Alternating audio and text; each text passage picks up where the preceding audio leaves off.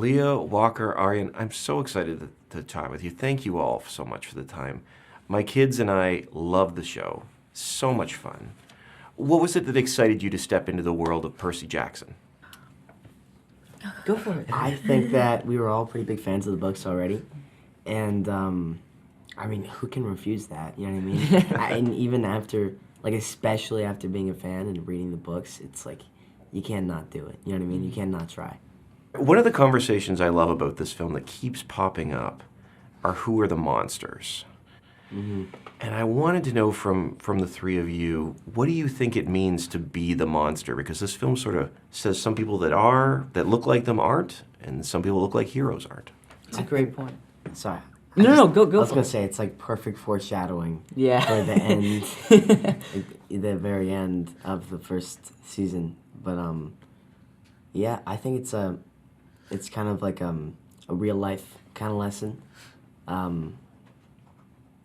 don't know, what were you going to say? No, I was just gonna say that's a great point. Yeah, not one of the things that I really like that we got to be able to do with the show is flesh out some of those monsters and people at like a first glance are just villains. We got to kind of bring their roots into this, like show the audience their backstory, whereas like if it was a more compressed kind of adaptation, you wouldn't be able to do that. So I'm really glad that we got to be able to show that there's more to these monsters or these villains that just then meets the eye. This series is all about Greek mythology and all these amazing stories. And one of the things that comes up is that these stories still matter today. I'm just wondering for you, why do these stories matter so much? What can we take away from them? So I feel like it's still standing today on how good Mr. Rick really published these books out.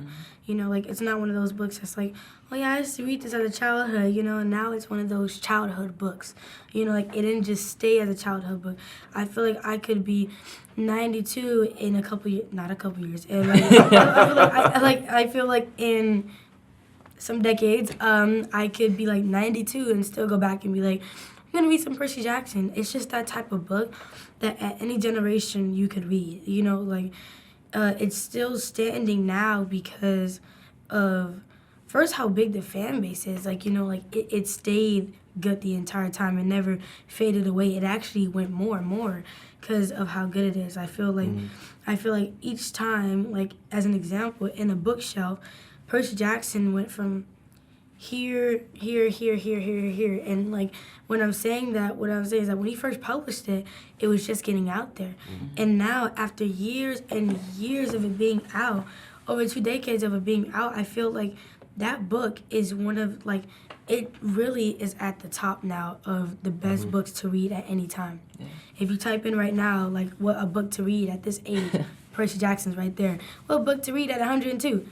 Percy Jackson, what book to read at 3 years old? Percy Jackson, because, if you start the children off young, then you're going to grow up into knowing Percy Jackson and having fun.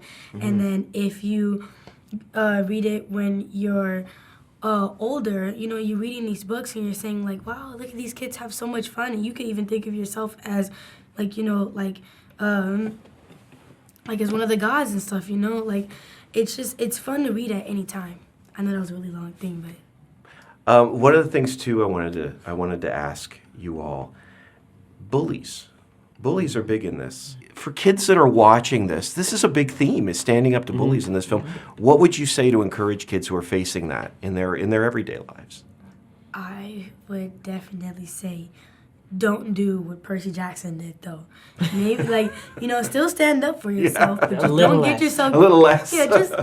Maybe a little bit, don't push somebody Maybe into don't the kill water. your teacher. Maybe don't kill your teacher. That's next level. That's Exactly. A little bit too far. Yeah, maybe let's not have a sword in school or something. But, definitely like that. Always stand up for yourself and things when you're reading this and stuff. Even though Grover said don't. Don't listen to me, man. But, there is some points and stuff in life where that will happen, and I just feel like you can connect to the series when you see it. That's what happens to me. Don't do what Percy Jackson did, but also don't just sit there. So Sorry about that. I know I said that, but like, you know, stand up for yourself. You know, when you watch it. The series is so much fun. Really appreciate the chance to chat with you all, and I wish you all the best. Thanks so much. Thank you so much.